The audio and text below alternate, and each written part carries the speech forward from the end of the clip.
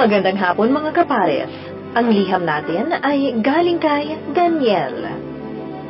Dear Ate Karen, isang magandang hapon sa inyo at sa lahat ng tagapakinig ng inyong programang Yes Diaries Book 2. Avid listener ang buong production ng CAC sa inyong programa. Parang tumitigil ang mundo namin kapag portion nyo na ang naririnig. Talagang nai-inspire kami sa mga kakaibang featured stories at sari-saring reactions ang makikita mo sa aming mga mukha. Ako nga pala si Daniel, 21 years old and currently working sa isang garments factory. 6 kaming magkakabarkada at kasama doon si Princess and si G. Bago pa lang ako sa CAC ay gusto ko na talaga si Princess. Pero nito ko lang inamin na mahal ko siya. Hindi sa kanya, kundi sa isa kong friend na si G. At dahil magkaibigan kami, nalaman agad ni Princess kung gaano katagal ko na siyang mahal. Bulag ang pagmamahal ko para kay Princess dahil alam kong may boyfriend na siya at mahal niya raw ito. Sinubukan ko siyang kalimutan, Ate Karen. At dahil doon, niligawan ko si Nadine. Pero na-realize ko na talagang nag-iisa lang si Princess sa puso ko. Sinabi ko kay Nadine na titigil na ako sa panliligaw sa kanya at nagtanong siya kung bakit.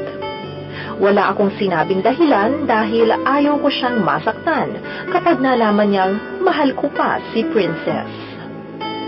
Madalas kaming magkabiruan kapag may lakad ang barkada. Ako ang alalay niya kapag magkasama kami. Feeling ko, pwede namang maging kami kahit may boyfriend siya. Handa akong maging pangalawa niya. After 1 month, naglakas loob akong magtapat ng personal kay Princess. At magmula noon ay naging open na ako sa mga actions and feelings ko towards her. Minsan pa nga ay tinanong ko siya kung pwedeng kahit 1% lang ng pagmamahal ang ibigay niya sa akin, ay masaya na ako. Pero sabi niya, hindi daw ako karapat-dapat sa 1% lang na pagmamahal. Dapat daw mas higit pa doon. Ako daw ang guy na worthy mahalin at hindi dapat sinasaktan. Kaya ayaw daw niya akong masaktan. Sabi ni Princess, special ako sa kanya. Mahalaga. Sa mga sinabi niya yung lalo akong naguluhan. Minsan feeling ko mahal niya ako. Minsan naman feeling ko hindi. Siguro dahil nga may boyfriend na siya. Pero Ate Karen, minsan na nag-overnight kami kasama ang barkada ko, nag-text ang boyfriend niya at tinatanong kung nasaan siya.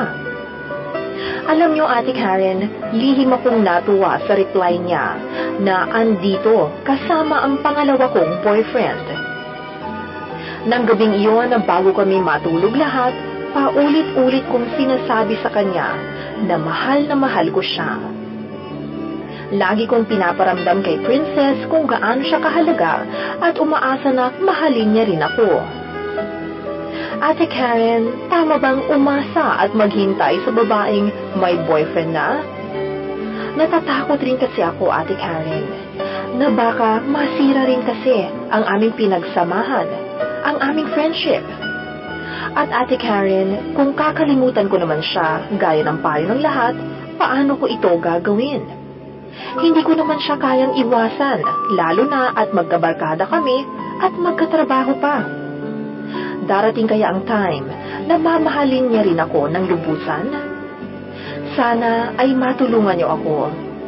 And please play the song I Need You by Mark Bautista. Para ito kay Princess. More power to your program and God bless. Thank you very, very much. Lubos na umaasa, Daniel.